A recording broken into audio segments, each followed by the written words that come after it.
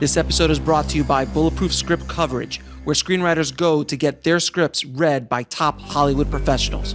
Learn more at covermyscreenplay.com. I'd like to welcome to the show Dan Hernandez and Benji Samit. How are you guys doing? We're great. Doing all right. Thank you so much for coming on the show, guys. I'm so glad that we were just talking beforehand. That Dan, you're the other Cuban I know in the business. People are always shocked to hear like I'm Cuban, and they're like, "You're Cuban?" It's always fascinating when I'm on set. I'll just start busting out some Spanish, and people are like, "What is going on?" Well, yeah, it's sometimes it takes people by surprise, or I think that there's more of us than I think people realize. Cuban. Yes. Phil Lord is Cuban.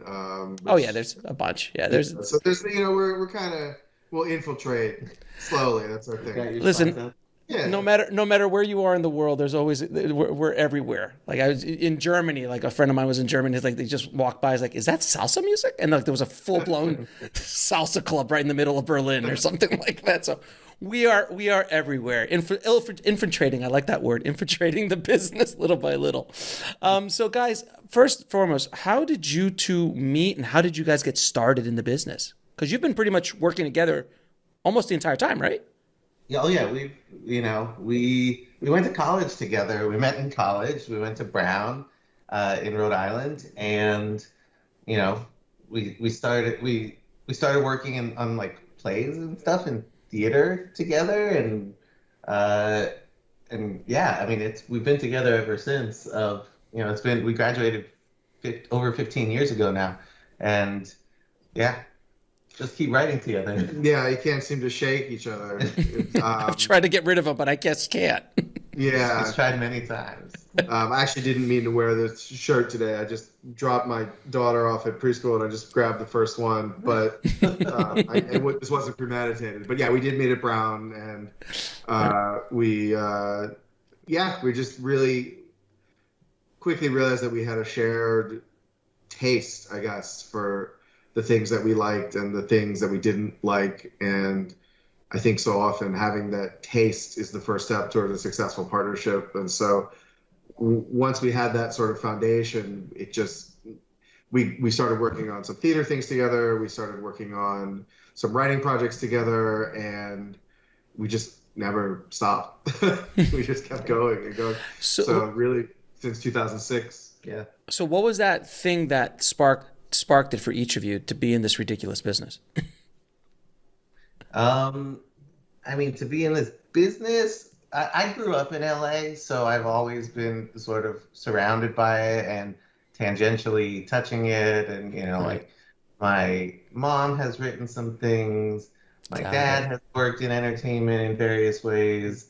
And so it was always a part of my life. And, I love movies, I love TV. And, I think I always knew I wanted to do something with, like a lot of people that grow up in LA, so many of them are just like, I want nothing to do with it. Like so many of my friends that I grew up with do not live in LA anymore.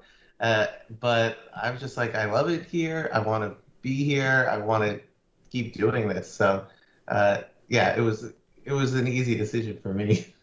My path was a little more circuitous because I'm from Fort Lauderdale, Florida, originally. Stop it. I'm from Fort Lauderdale, Florida. Oh, really? I was raised in the Fort Lauderdale area, and we could talk. I mean, I went. I was originally it was in Sunrise, but then I was born in Plantation. My parents are still. I literally just got back from Fort Lauderdale. So I'm sorry, guys. Everyone listening, I apologize. It's rare enough to see a Cuban. It's rare enough to meet another Cuban in the business, let alone another one from Fort Lauderdale, Florida. Well, not even Fort Lauderdale. I was actually. I mean, the odds are when you meet a Cuban, they're from South Florida. I know it's very rare to even meet a Cuban from South Florida, right? I grew up in Coral Springs and Margate. Okay. So I was like very, I say Fort Lauderdale because people don't know the deep. Yeah. You know, like depending on who I'm talking to, it's like, I'm from Miami. I always say Miami. I just say I'm from Miami because it's like Fort Lauderdale. Isn't that where the spring break movies were shot? Like in '85? Probably you had a cruise that left there once. Yeah. But if you know Fort Lauderdale, you went on a cruise probably. But Right. the Venice of America. It's the Venice As of they say. America. Wow. I've never heard that one. That is true. That is their nickname. If you look on like the you know, like the city stat, anyway. So Dan's just shaking his head. He's like, "Can we just move it along?" The Fort Lauderdale So podcast. coming from the Venice of America, I never could have imagined myself in the movie biz. I thought I would be on a, I don't know, like a glass bottom tour boat in a coastal or something. But I always loved writing and I always loved performing and acting. And so at Brown, I did a ton of theater. You know, a lot of performance, a lot of writing, and I always was interested in TV writing and movie writing, but it felt like something amorphous that it didn't feel like an actual career. It felt like sort of intellectually, I thought to myself, well, I guess that's something that people do, but how do you even begin to pursue that? Who are the people that pursue that? And then when I met Benji, I realized anybody could do it. That's awesome.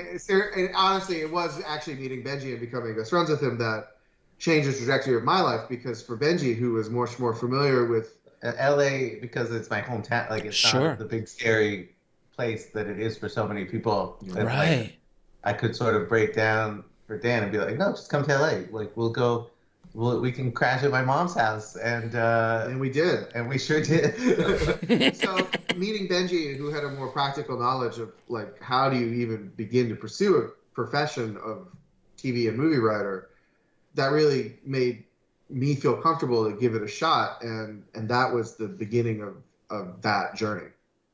Now, you guys were involved with a project that's very dear to my heart, which is One Day at a Time. Which it was sad to see it go. I was a huge fan of it, and again, going back to the whole Cuban vibe, that they made him Cuban and they put him in where's that Echo Park, which is like, it's like the Venice of LA, but isn't the Venice of LA? No. Exactly. Echo Park. Echo Park's the Echo Park of LA. But it was such a fun show. How did you guys get involved with that show?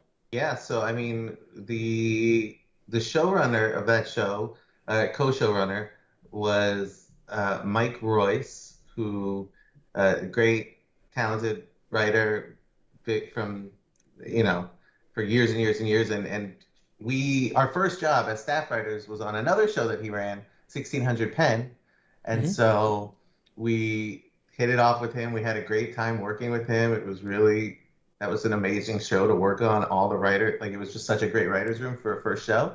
And then, you know, fast forward a few years later, Mike got paired up with Gloria Calderon-Kellett, who we didn't know, but they were working on this, Cuban-American show together. And Mike, when they started staffing the show, Mike was like, I know a great Cuban that we can staff on the show, and his friend, and a guy who's and his friend. Yes, Benji's an honorary Cuban. Yes, but yeah, I think that because we had a good experience with Mike on 600 Penn, he asked us if we would be interested in coming in on One Day at a Time. I was particularly interested because it felt right that, on some level for me, that I should be on the ground floor of a big Cuban show, maybe the only Cuban show that, you know, I had seen in a while. And I was really, you know, Gloria and I ended up being the only Cubans on the staff. There were other Latino people, but we were the Cubans on the staff for the first 2 seasons. And then in the 3rd season, Janine Brito joined us, who's amazing. Half Cuban, half Icelandic. How does that happen? Pretty good. But for the first 2 seasons, it was just Gloria and me, and I felt like part of what my contribution was trying to bring verisimilitude and authenticity to the stories that we were telling, and we did realize that and you probably know this better than anyone, is, you know, a Cuban growing up in Los Angeles or San Diego has a very different experience from a Cuban growing up in Miami or Fort Lauderdale. You know, obviously we all started in, you know, the same spot in the Caribbean, but you know that just the diaspora has it yields different experiences, and so I think that I was sort of the East Coast representative of what that experience was, and I tried to, and you know, it so happens that my family, like the family I wanted at the time, is extremely liberal, which is sort of atypical.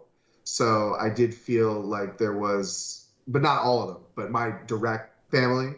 So I felt very close to the Alvarez family in that sense, which I did think it was really interesting to write a Cuban family that was progressive and that was working on issues and really trying to like work out where they landed on a bunch of topics that were tough and not always obvious to talk about.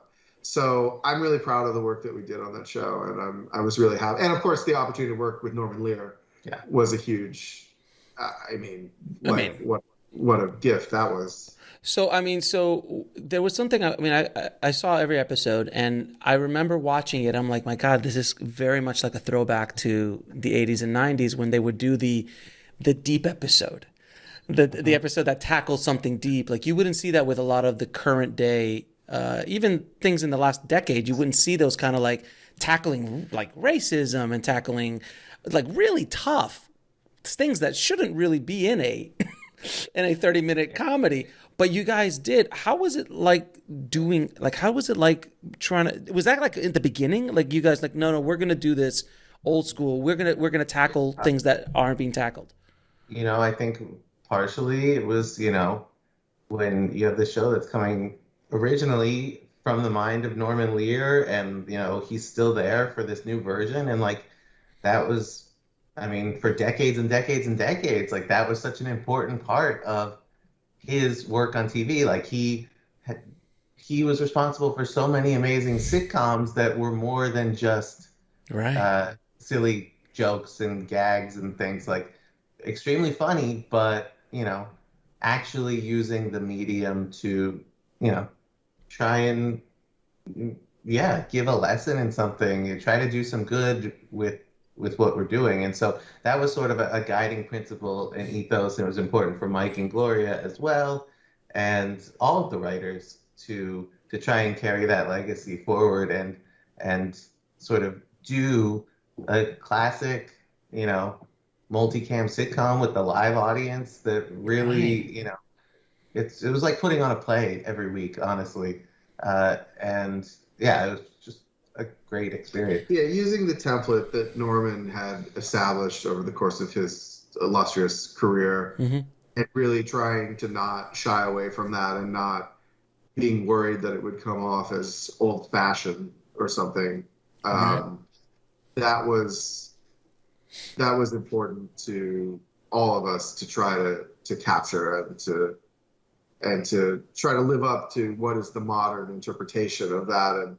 And because it was this Cuban family, to say, well, there's a bunch of stories within this mode of storytelling that we haven't seen before, because it's just different culture. It's culturally specific now in a way that we just haven't seen a lot of these stories told through that Norman Lear lens. And that was what we really tried to do, and I feel we were pretty successful most of the time. What was you're working with obviously a living legend. What was the biggest lesson you took away from working with Norman? It's a great question. Norman is a big believer in, if you get the right person for the role, that there's a lot of trust that needs to happen between the writers and the actors. And that's why he's pretty rigorous about his audition process. And he's pretty rigorous about, if he doesn't think that the actor has the spark of what he really is looking for, even if it's a good performer or a famous performer, he's not interested in that. He doesn't engage with that. He really is thinking about what is the part? What am I trying to accomplish? What is that spark that I see in this performer? Well, it's finding the actor that can transform that what's on the page to the next level, where like, you know, you could have the best script ever, but if the actor doesn't click with, like, it's just not. Doesn't matter. And that may sound facile on some level, like you should get a good actor for your part. I guess what I'm trying to say is it's beyond talent. It's beyond talent. Yeah. It's like an almost indescribable, like a spiritual connection to the part that he really. Right. And I think that's why in his, you know, I was going to say the old days, but it sounds, you know, too ancient. But in the past, Norman often went to Broadway to look for performers who could carry a dramatic load as well as a comedic load. And Justina Machado was a Broadway performer. She's an amazing actress. I mean, Rita Moreno, of course, is Rita Moreno, living legend, EGOT, you know, all of that. So, and then you have someone like Stephen Tobolowsky, who is just such a professional and such a craftsman and such a technician and so thoughtful in the way he does everything. And the whole cast, and, you know, Isabella, Marcel, like, you know, Isabella's now gone on to start her own show. So there clearly was something there. And of course, Todd Grinnell stepping into the role of Schneider, you know, that was a huge role. And so in order to kind of get the alchemy right, Norman really put an emphasis on chemistry and that sort of it factor that, you know, over the course of decades, he can recognize, I think, in a way that other people, you know, we'd all be so lucky to work long enough to be able to discern that in someone based on an audition, because sometimes these audition tapes, the best, you know, not all the best actors shine on a video. Right. You know, and so sometimes it's going beyond the audition tape itself or the performance on the audition and seeing some quality or some move or some physicality that feels right. And Norman is amazing at identifying those things. It's really something we really try to take away from working with him. Yeah. And Norman's still at it, man. I mean, he just he's got projects left and right still. He's still getting things developed. He's still getting things produced. How old is he now? He's almost 100. I mean, he's 98 or 99. He's a genius, late 90s. but he's an actual genius. I mean, that's right. The thing that you meet a lot of smart people in your life, and you meet many talented people, but the amount of actual genius level people that you encounter is pretty small, I would say, in this life. And so when you do encounter it, it's like, oh, right, this is a special person. This is a person that is exceptional. There's no one that knows more about TV comedy that probably will ever live, I would go. So I would venture to say, like, I mean, he's been through it all from the beginning. Yeah, we were talking to him, and you know, he was talking about how, like, when he went to college, like, he was like studying radio, and they heard rumors of this thing called TV that was going to come out, and then like, so then he started doing that, and he's still doing that, and yeah, like, it's just talking to him is unlike anyone else we've ever it's not interacted with. There's no comparable person because he's seen it all. Truly, he was there. He's been there. He's the oracle. He is the oracle. He is the oracle, but he also knew every single person. You know, you can say, "Hey, Norman, tell us about. You ever meet Orson Welles?" And he's like, "Yeah, as a matter of fact, I did meet Orson Welles." And here's my, you know, like that. Here's my Orson Welles story. Yeah. I mean, and you could say that. And he's still so sharp and remembers all of these things, and like, yeah, he goes to work every day, and he lives for this stuff, and like it's really. I just started watching. Yeah, I just started watching the Rita Moreno documentary on Netflix the other day, and she was just talking about oh my God, Marlon Brando. Thank you, Marlon Brando, and like she's like, oh yeah, this and that and this, and you're just sitting there like, what? Oh, yeah. That was us, you know. How many behind the scenes and one day at a time is just her regaling us with stories of all that. And Rita is also a genius. I mean, that's I mean, we've encountered a few performers in our time that I think are the transcendent talent is so remarkable that it's actually kind of breathtaking to see it expressed. And Rita is one of them.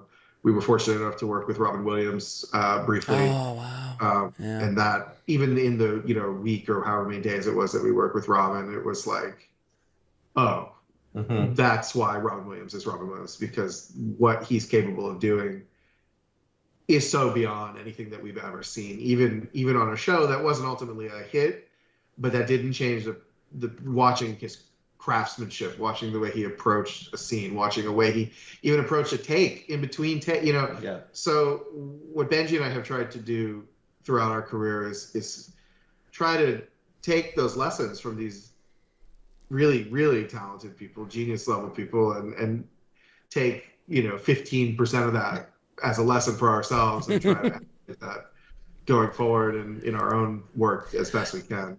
Now, I wanted to go back real quick. What was that breakthrough? What was that thing? Because I'm assuming you guys didn't just say, "Hey, we're going to start writing," and then the money just started. Boatloads of money started coming in, and opportunities started flying in. That's the way it works in Hollywood. You say you're a writer, and then opportunities just show up, right? That's the way it works. Mm-hmm. Yeah. No, not at all. It was just a whole lot of hustle. We were out here in LA and we were sort of focusing on, at first, just like writing features. And, we got, a small agent to finally read one of our things, and he sent it to a few places. And we, pretty soon after graduate, like in the first couple years, like we optioned a feature and we're like, oh, this is the thing. If suddenly it's going to get made. But no, that all fell apart. And, and then like there was another, like we got hired to write like the straight to DVD movie that never got made. Which is for the best. And really for the best. But like this was when we're 25 and any gig sounds like a great gig. And then and so we sort of thought like, oh, everything's happening, but then no, nothing was happening.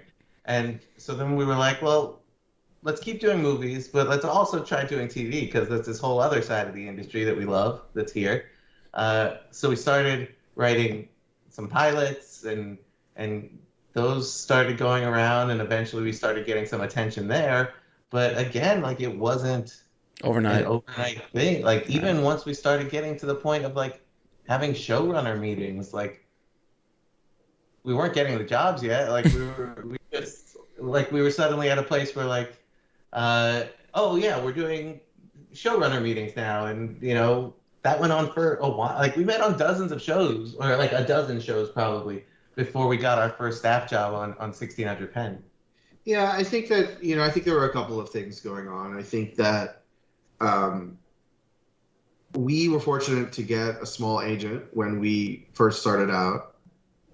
But you also do realize why these big agencies are the big agencies, and that that there is an access issue, so that it is a bit of an uphill struggle. But on the other hand, our first agent did an amazing job of getting us read places we probably would not have been read, just through hustle and through tenaciousness, and I think it helped that because I'm Cuban, we qualified for a lot of these diversity positions on these shows. And so we ended up getting read by a lot of places that I think probably wouldn't have read writers at our level otherwise, which was really great for us because people did start to see there was something there. Even if we weren't quite ready to get some of these jobs, there was enough promise that people did take the meeting with us. And we did get in rooms with really high-level people that we probably, at a pretty young age, it still took a long time and some luck to get that first gig. But I think it was all, now in looking back on it, and I occasionally meet people who are sort of in similar situations now, and looking back on it, when you have 12 showrunner meetings, that is a sign that something is right in what you're doing, even if those meetings don't ultimately end in a job. You can sort of say, okay, seems to be pointing the way towards eventually, hopefully, someone is going to say yes. But in the moment, it felt more like, why is anyone saying yes? We keep having these near. I'm pretty enough. Why doesn't anybody want to date me? Yeah, it felt like, on shows that were, like winning Emmys the next year. And I was like, we could have won an Emmy.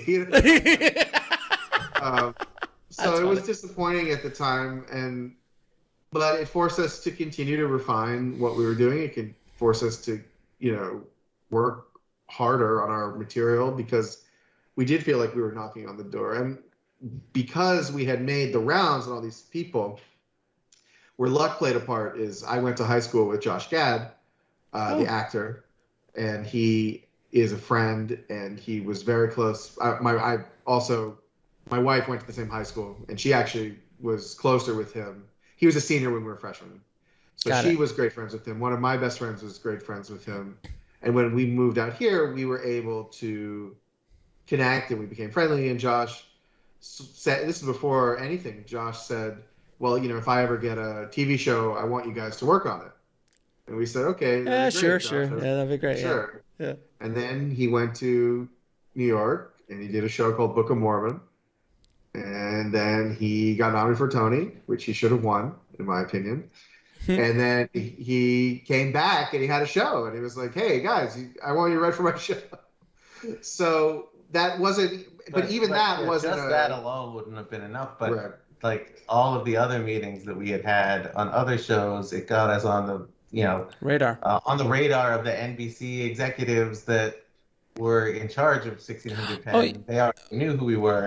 It was sort of like all the stars aligning. Right. So it was preparation. It was luck. It was hard work. It was timing. All of those things. And that's why I often say to younger writers or artists, no one's journey can really be replicated.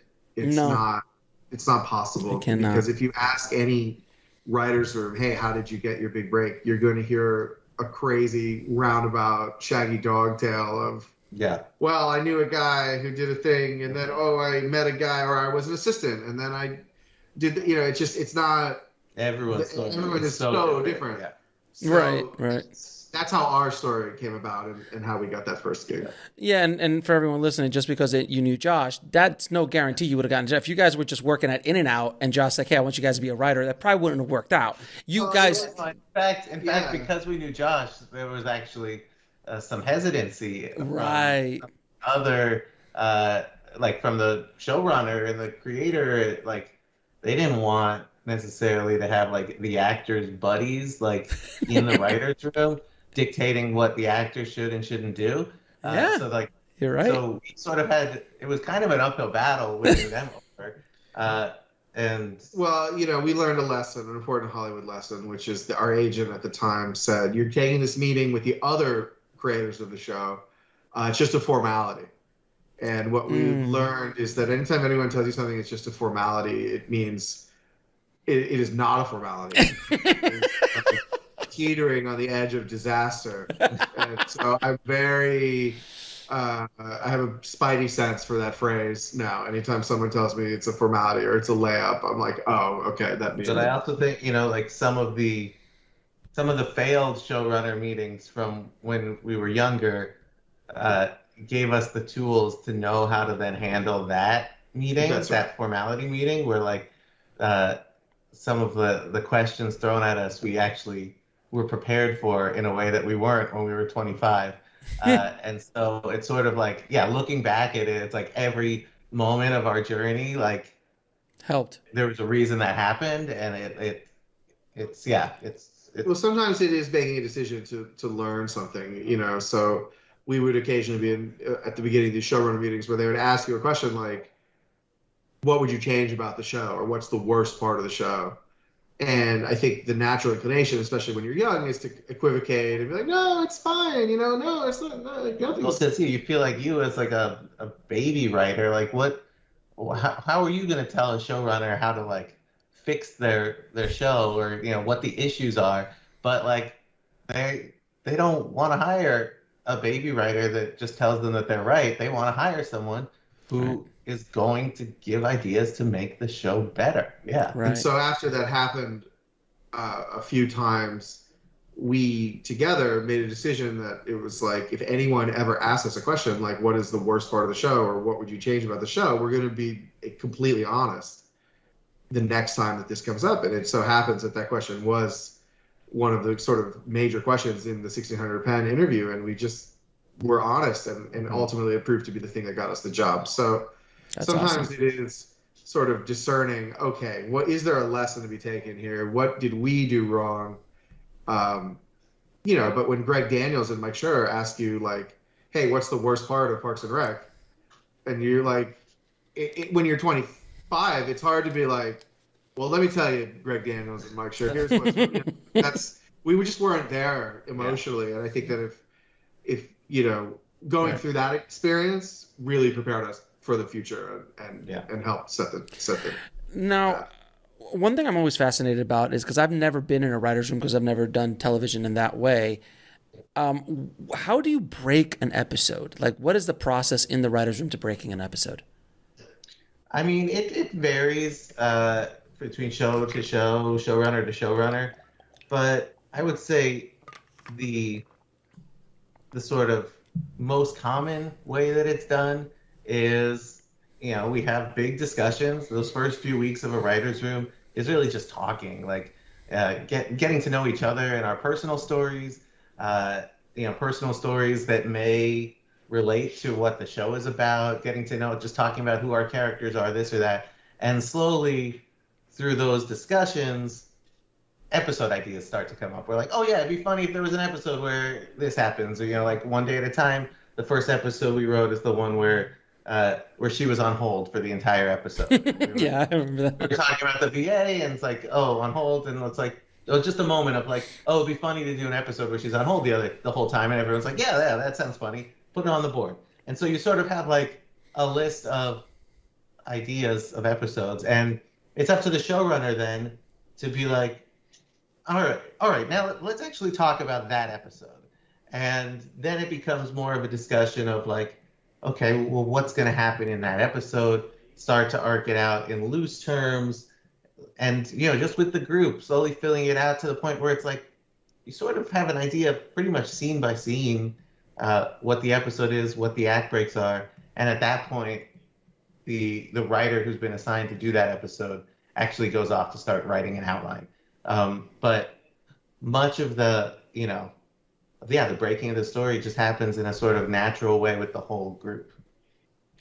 Yeah, and I think sometimes you may think that you've got a great idea for an episode, and then over the course of conversation, you find it evolves into something slightly tangential, or just an element of your initial idea survives or becomes the springboard toward what the episode is really about. And so you have to have a little bit of openness to changing things and not being prescriptive about. Yeah, you can't be too attached to anything when you're going into these discussions. Like, it really is just like, let the discussion take us where it has to go. And a good showrunner can sort of,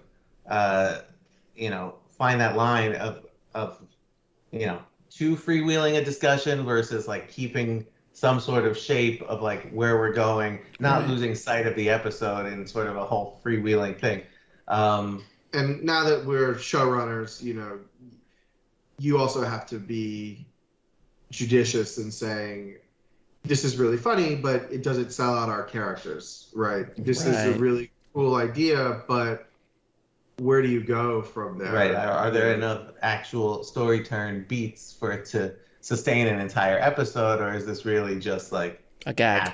So is this a gag? Or does it link up thematically with the other stories that you're telling? Because normally in an episode, you usually have an A story and a B story, sometimes or more. Or if it's like, this idea is good, it's not a whole episode. Oh, what about that other episode idea that was on the board? Maybe we can combine them together into one episode together. So like, it's, you sort of just have to stay aware of like everything that's been said in the room, and be willing to steer it in certain directions if things aren't working. And it can be quite technical.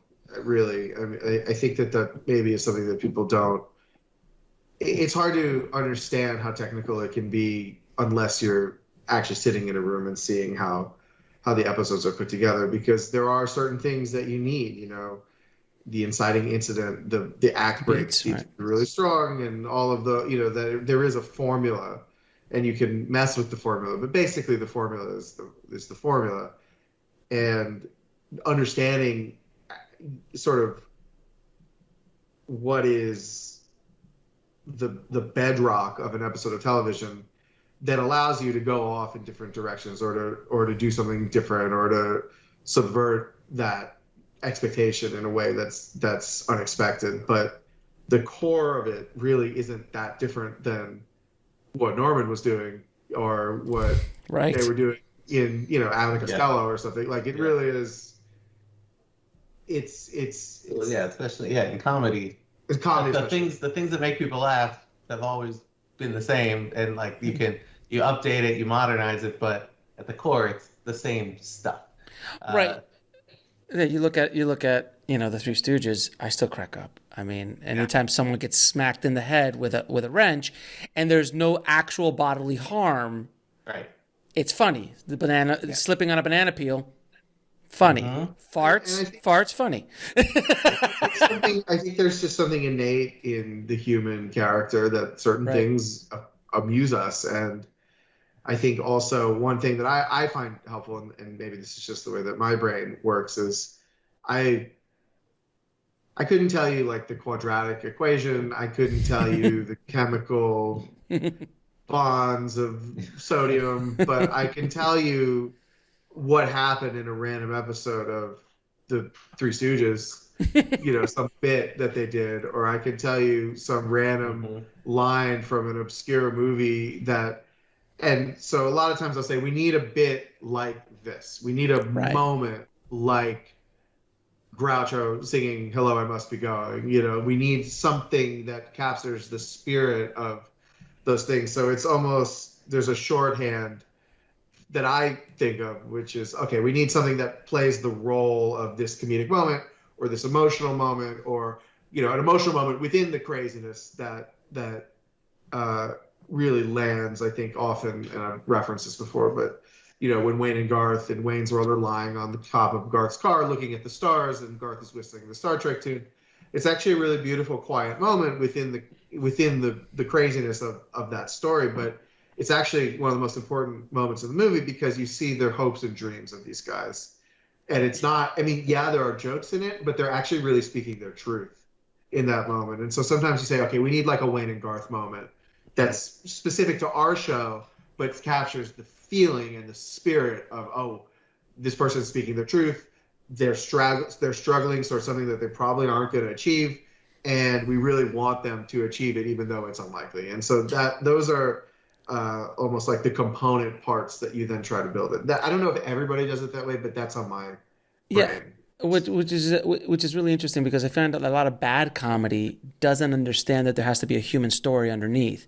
Like you watch Coming to America, he really is looking for love. There's a lot of craziness that happens along the way that's super funny, but there's that thing that's driving the story, where it's not just gag after gag after. Then you're basically doing Saturday Night Live. You're just doing skit. Where a lot of is that fair?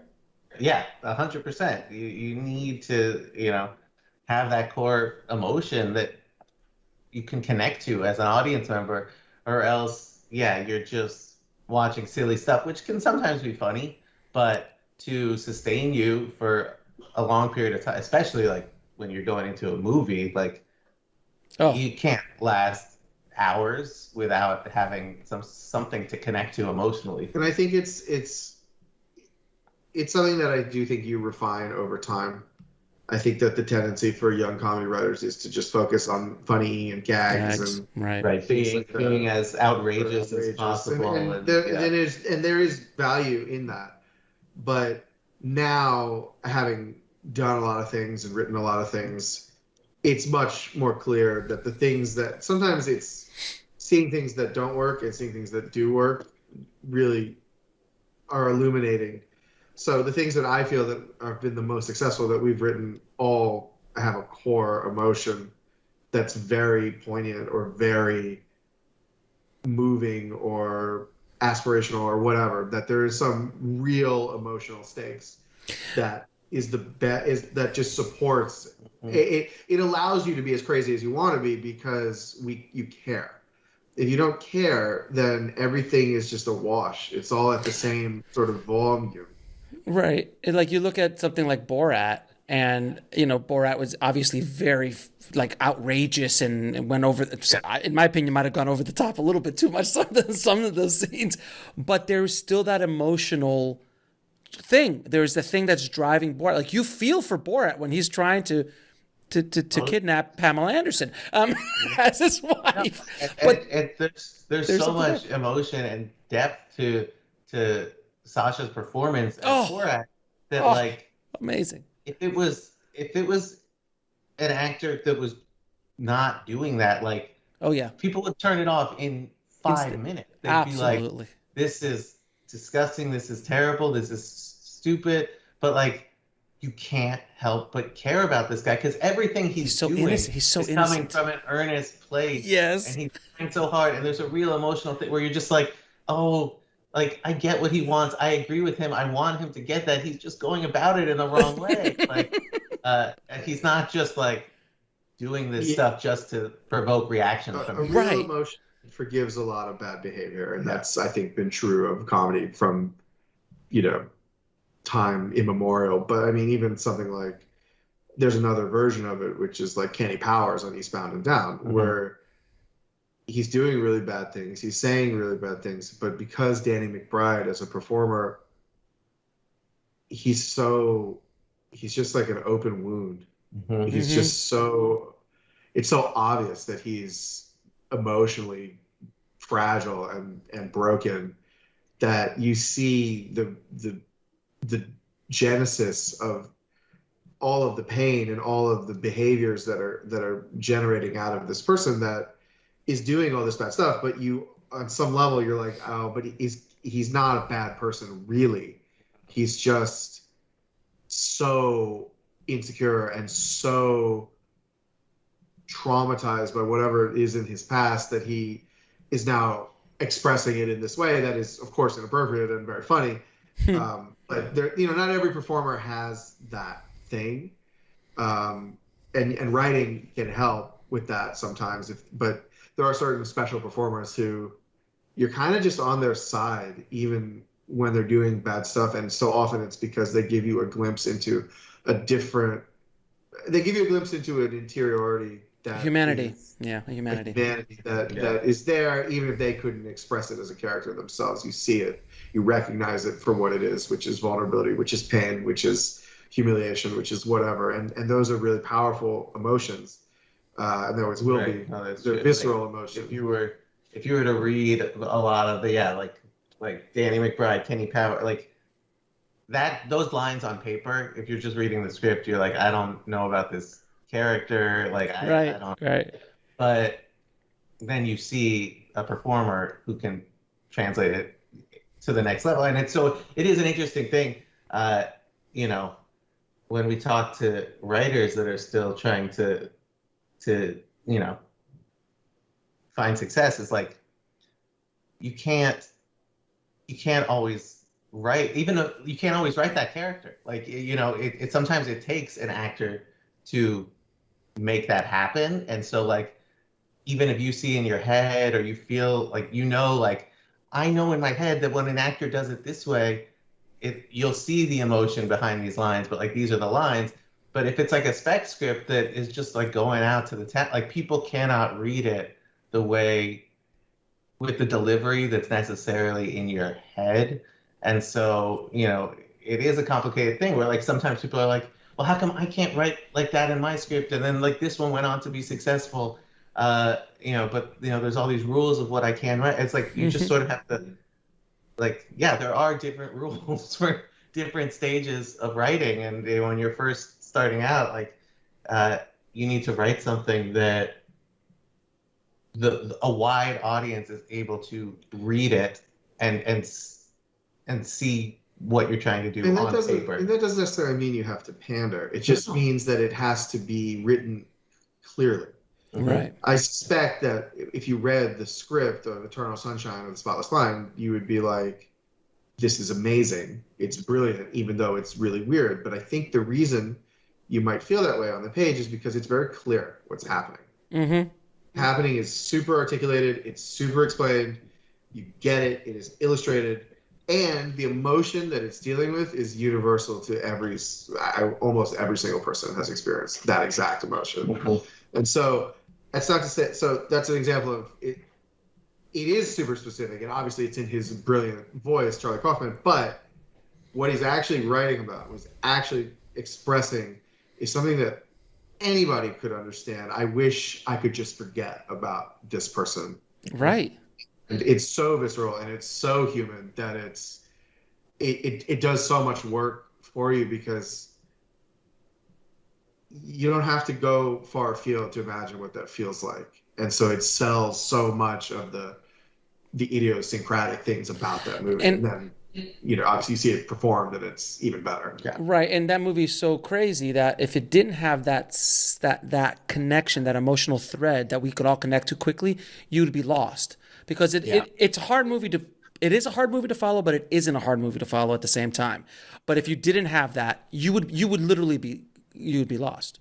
But I think that that's where some of Charlie Kaufman's other movies, like Synecdoche, New York, I think is I like that movie and I thought it was really cool, but it is a more heady and sort of intellectual experience that is a little bit harder to digest, I think, for someone that's not really focused on it and 100%, really right. a decision to digest it, because you're kind of going with this writer, whereas even something like Adaptation, it's very complex. Oh yeah, but again, the heavy emotionality of that movie is actually pretty accessible.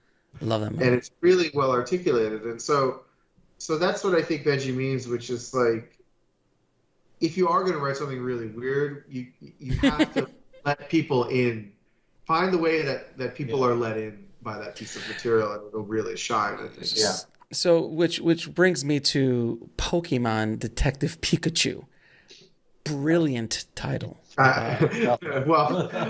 Yes, of course. I'll take it. Eternal Sunshine, Adaptation, and then let's bring it back to Pikachu.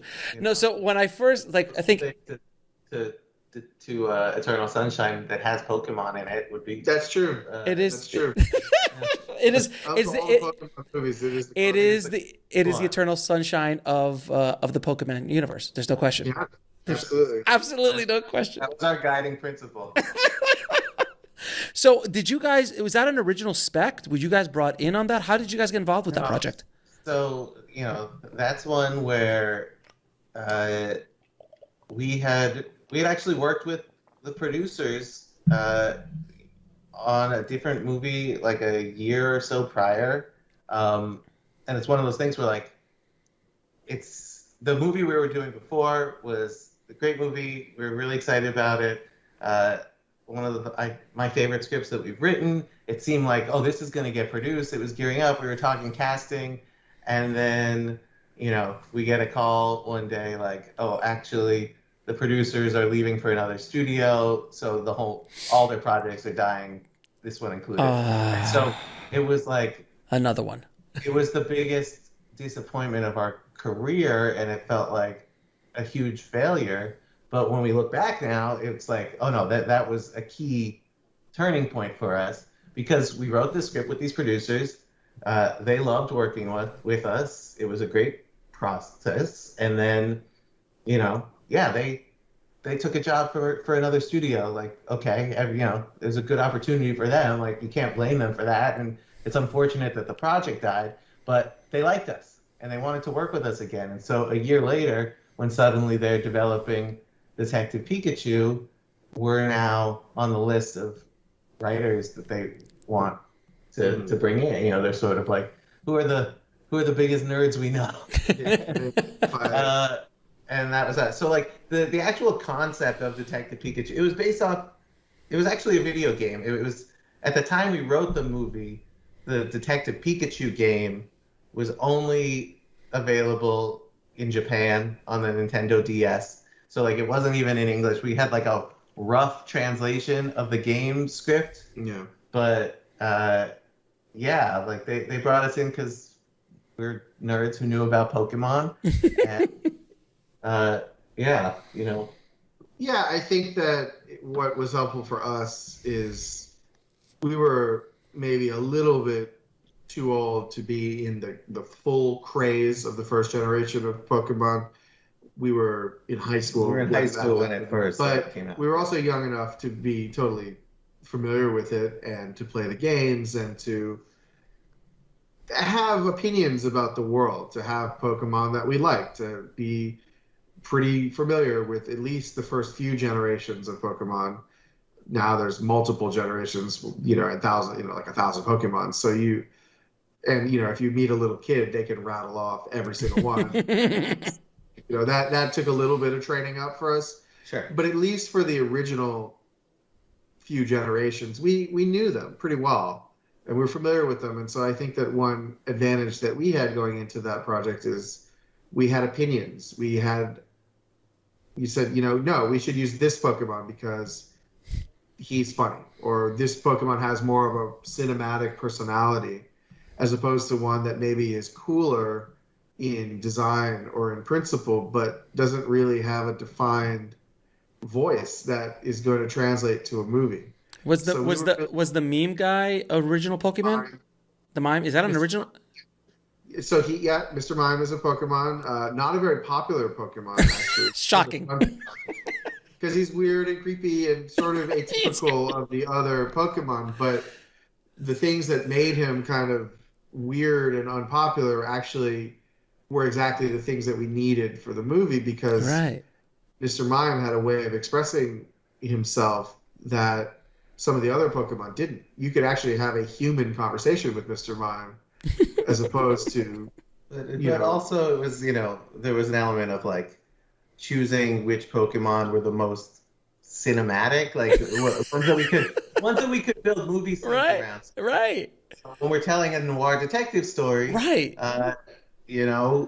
gonna want to have an interrogation scene, and I think it was the director Rob who was like, "Wouldn't it be funny to do an interrogation scene with the mime Pokemon who can't talk?" And we were like, "Yeah." And so, then of course when we were writing that scene, this was us being like, all right, well, how are we going to get answers from a mime Pokemon? Well, can we mime torturing him? And it's one of the things. So that's like, I would say, of every crazy idea that we had when we were writing that movie, that was definitely one of the craziest ones. And that was when we were like, for sure they're cutting this. Like, there's no way that mime torture stay in the movie.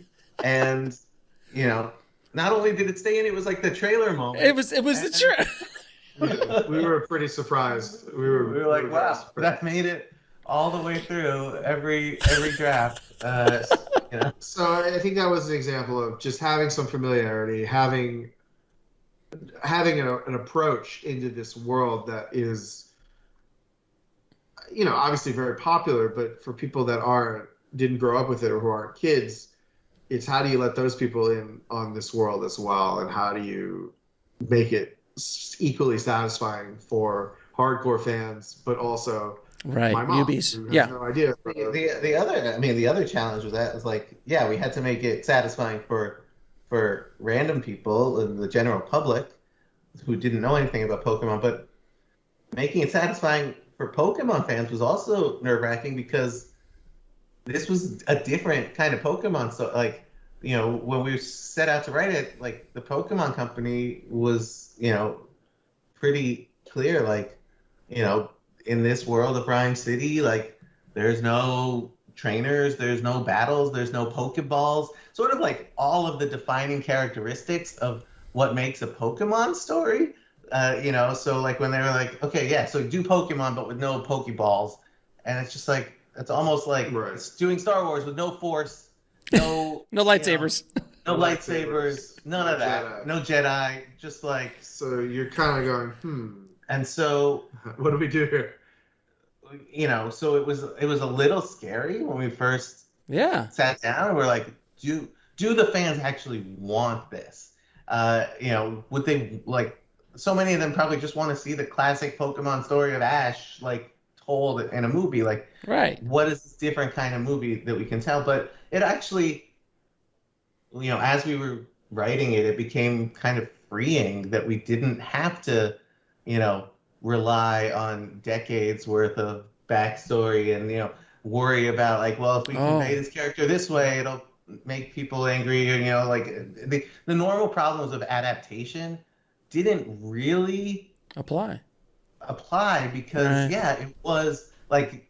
it was its own side universe where yes, it's part of the world and like it's all of the Pokemon creatures that people love, but able to see a different spin on it. It was freeing ultimately, which is not something that we expected to begin with, and it was a good lesson that sometimes maybe it is better to sort of explore a pocket of the world that hasn't been explored before rather than go and tell a story that has been told over and over and over and over again that everyone has their own emotional connection to and their own expectation of how that story should be told and what's important to highlight in a story like that. And so that was a good lesson for us and something that we're going to try to take forward.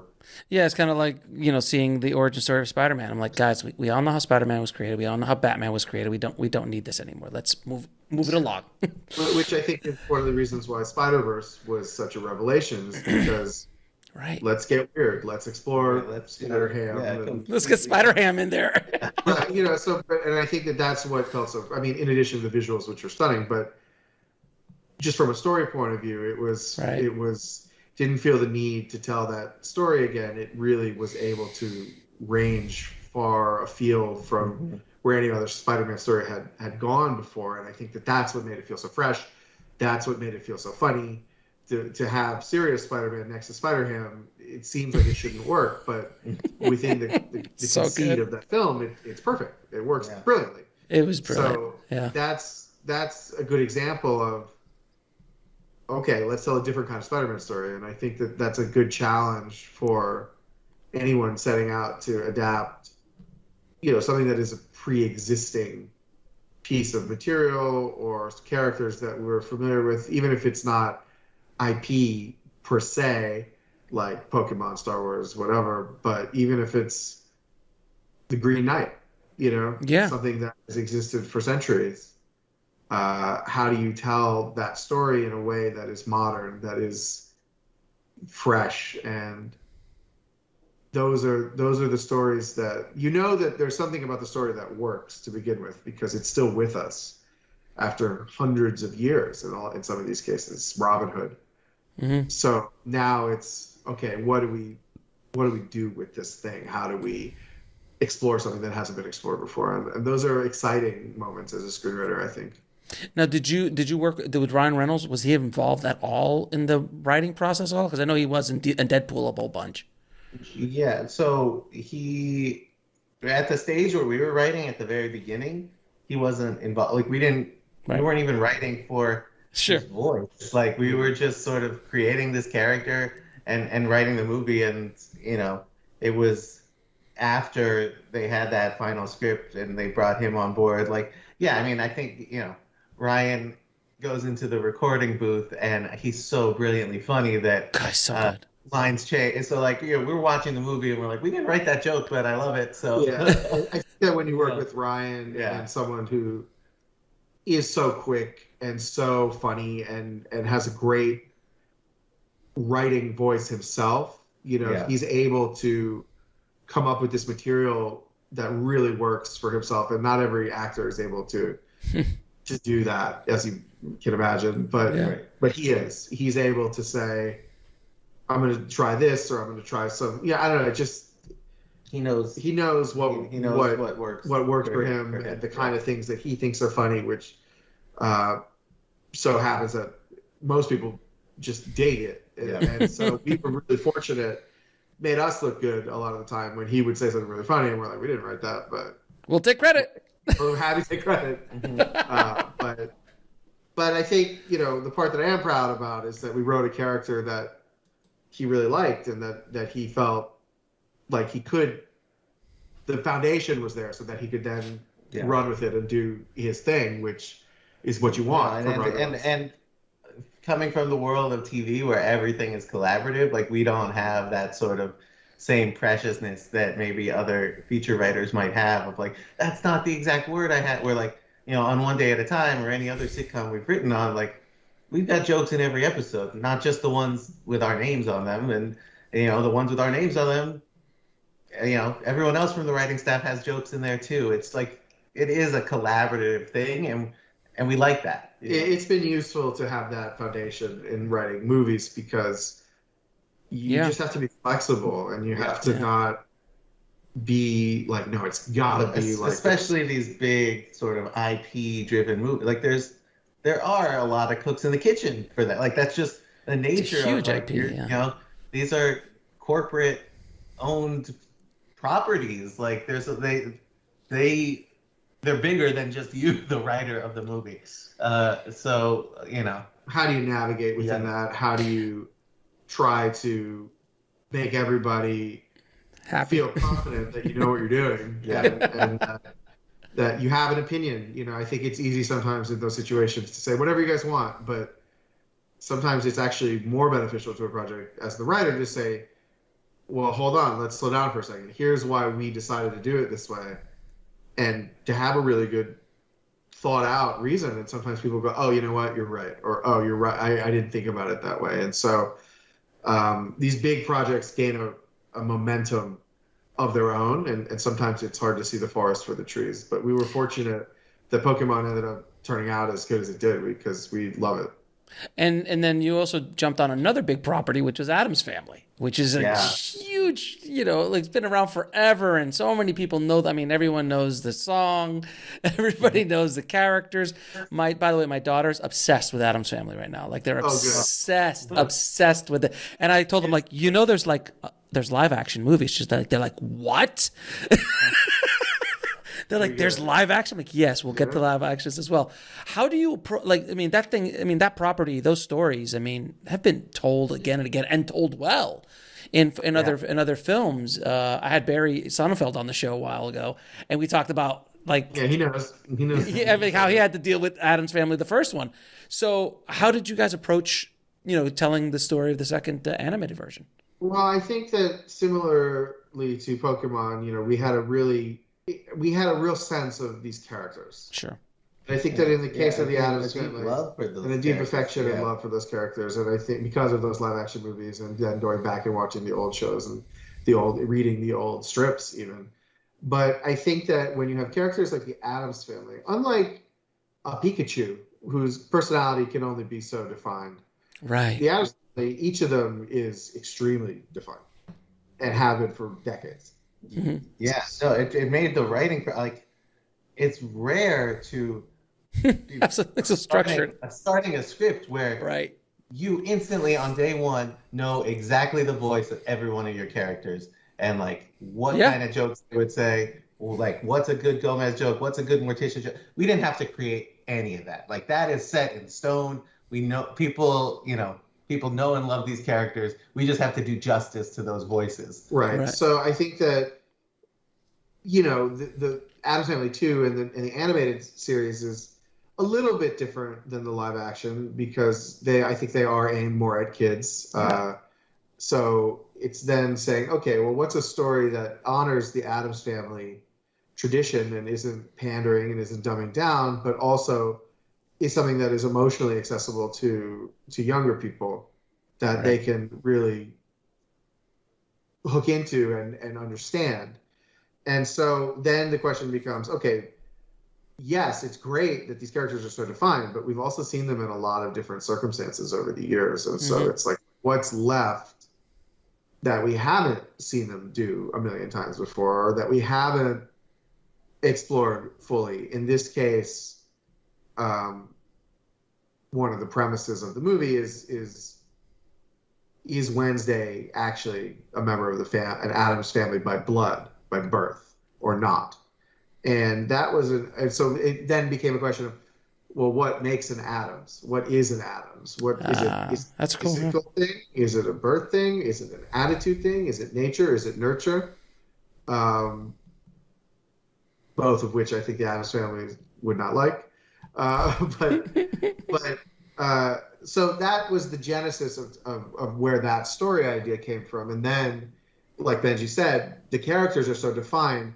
That part for us was relatively easy because we felt pretty confident to write in the voices of these characters. Now, not everyone likes doing that, right? Right. They want to create their own thing, right? Right. They want to create their own thing. And it just so happens that we actually enjoy doing both. Mm-hmm. Sometimes we enjoy creating original new characters, and sometimes it's really fun to take somebody else's character for a spin and get to try out some things that you wouldn't normally, I never thought I would get to write Gomez jokes. Gomez is one of my favorite characters in all of anything. So it was a lot of fun in that respect. And it also felt like, it didn't really feel like work because so much of the work had been done for us. Really, the bulk of the work was in the plotting and in the structure and the execution of that plot, as opposed to how is Gomez going to act here? What's a funny professor bit? Right. And then, because this is animated, you can expand the range of what is possible for these characters physically. Cousin It, like Cousin It. Yeah, Cousin It, Fester slowly transforming into an octopus creature is like, it's one of those things where it's like, in live action you would never really do that. But in animation it's like, let's go for it. We can do that as long as it feels consistent with the Fester that we know, and in this case especially that that the kids are now familiar with. And we've been really fortunate that kids love the movie. I mean, they love the movie and the first one. They love That's it. rewarding for us to hear from people. My kid has already watched it 5 times. My daughter is obsessed with Wednesday. Like obsessed with Wednesday. She's like Wednesday's the coolest character ever. And she is. And she's I have a 4-year-old daughter who just the other day she watched the movie for the first time, and she loved it, and she loved Wednesday, and I mean, for me that was exciting because it was like the first thing that we've written that my kid could watch. Right. And that was thrilling in its own way. She was very proud. It was nice. So that's how I would say that's how we approach something like Addams Family, which is, every project has its own idiosyncratic elements, and you kind of have to be adaptable and tailor kind of what is required of you as a writer to what the project is and what the ultimate goal of each of those projects is. Now, and obviously you were listening to the MC Hammer song on loop while you were writing this, right? The Addams Family. MC Hammer. We gave it a spin. We did not listen to it. Now, I'm going to ask you a few questions I ask all of my guests. What is the lesson that took you the longest to learn, whether in the film industry or in life? I would say that that it was sort of what I was talking about earlier of the moments of defeat and the low points. Right. In hindsight, are actually every single thing is a path towards victory in the end, or it is a stepping stone. Like you look at it as this is the end, but really in hindsight you will see that that could have been a key pivotal moment, and to sort of allow yourself to remain open to that possibility, even, and try when we're in the moment now. I think we're now a little better because we now have this career that we can look back on of this happening again and again. Of when a bad thing happens, we can now sometimes say, well, maybe it's for the best because we made a good relationship here, and we can still turn it into it's not the end. It's not as doom and gloom as it maybe was early on in our career. Yeah, it's great advice. What advice would you give a screenwriter trying to break into TV or into the film business today?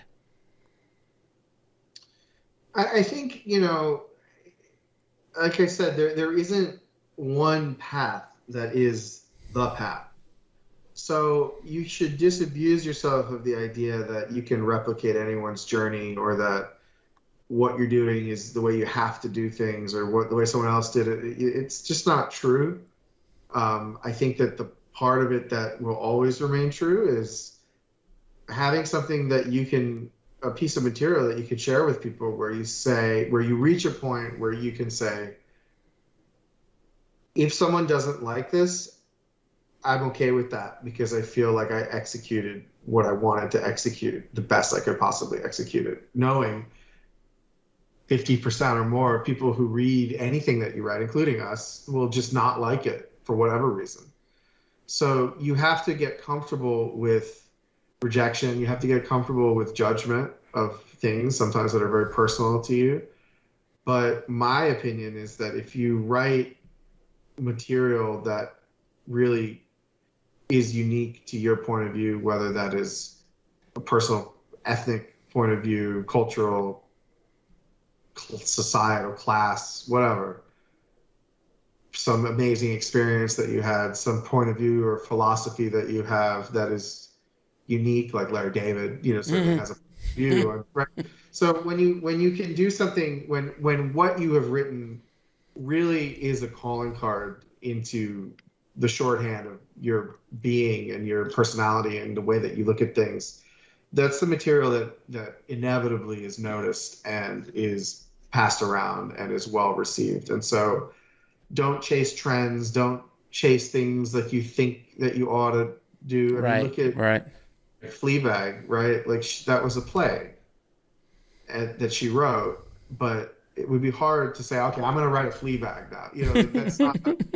I don't think it really works like that. I think that probably she had something inside of her that she needed to express, and through, because she's brilliant, like that, it wound its way until suddenly she is Phoebe Waller-Bridge, right? And Fleabag is Fleabag. But everyone, I think, has that thing inside of them that is extremely personal and extremely unique. That doesn't mean it needs to be super serious or heavy. It just has to be from you and you alone. And once you have that piece of material, then you can, and it takes time, right? You may not hit on that piece of material the first time out or the 5th time out or the 10th time out. But if you make a little progress each time, now you're able to share that material with others, and the feedback that you're going to get is going to start to get better and better and better. And as the feedback gets better and better and better, the range of people who will read it and the opportunities that are going to come your way are going to just expand. And so I would focus on that first and foremost, and then start to strategize about the nitty gritty of, okay, how do I network? How do I get an agent? That's all good and important, but it doesn't really mean that much, and it's not as high yield unless you have that entry ticket that is your script, that is your voice. Yeah, your voice. Yeah, and I think that, again, it's like, write a brilliant script. It's like, yes, but I think it's actually a little more nuanced than that. I wouldn't say the script that Benji and I wrote that got noticed by some of these people was a brilliant script. Certainly not by our current standards. But what it was a true script to who we were in the time that we wrote it. And I think that came through in such a way that they were like, okay, maybe the script itself isn't perfect. We were not trying to emulate anything else. We were just writing ourselves on the page. And I think that's what excited people and sort of. So there's a difference between like a perfect script and a script that is getting across a point of view and a person, especially in television. It's like, if I read something that's not perfect but is really interesting, or I think that the brain behind it is really interesting, 9 times out of 10 I'll say, let's talk to this person. Let's see what they're about, because especially when I'm running a show, I don't need everyone to be the best at writing the show that I'm in charge of. They don't need to. I don't need their own personal material to be so perfectly brilliant that there's no criticism. But what I do need is to say, I think this person thinks in the right way. They have the right prerequisite amount of technical writing ability, and if they're a cool person and I like how they are, like if we vibe, I can teach them how to write how I want them to write on Sure, the show. sure. And so I think that that would be my advice.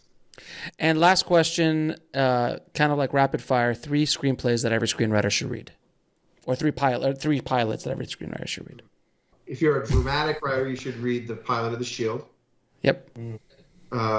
It's unbelievably good, and it's just a special script. It just does some things that are shocking, and even to people who watch it now, it's unexpected, and it's just not what you think it's going to be. So that would be one for drama.